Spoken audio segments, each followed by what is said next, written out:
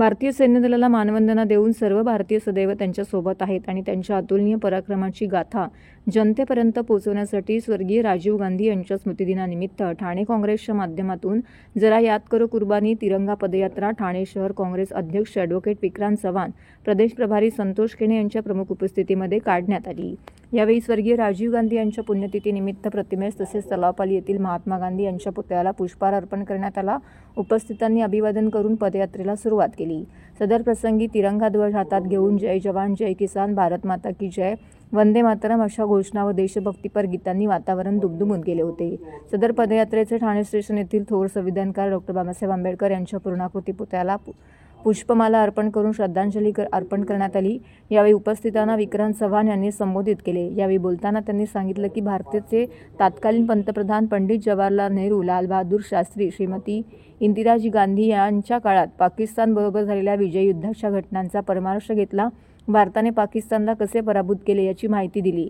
पहलगामच्या दुर्दैवी घटनेत नाहक बळी गेलेले पर्यटक व ऑपरेशन सिंदूरच्या माध्यमातून शहीद झालेले सैनिक यांनी भावपूर्ण श्रद्धांजली वाहिली। यावेळी स्वर्गीय राजीव गांधी यांच्या पुण्यतिथीनिमित्त त्यांच्या राजकीय कर्तृत्वाबद्दल स्मृती जागृत केल्या।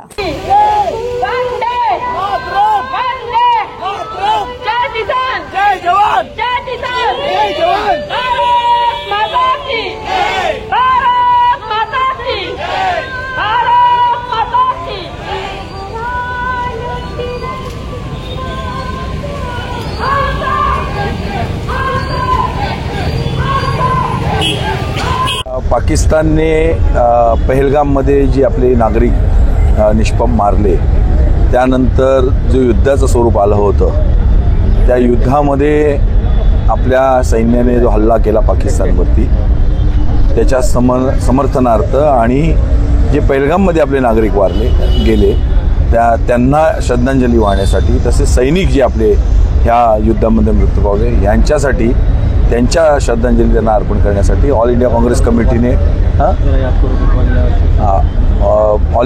कमिटीने सर्वांना निर्देश दिले। देशभरात सर्व जिल्हा काँग्रेस कमिट्यांनी तिरंगा यात्रा काढायची आपल्या शहरातून आणि लोकांना एकत्र करून आपला देश एकसंघ राहण्यासाठी जरा याद करो कुर्बानी ह्या शीर्षकाखाली ही रॅली काढायची आहे। एका थोर पुरुषाच्या ह्याला पुतळ्याला हार घालून ही रॅली करायची आणि त्याच्याच अनुषंगाने आम्ही ही आज रॅली आयोजित केलेली आहे।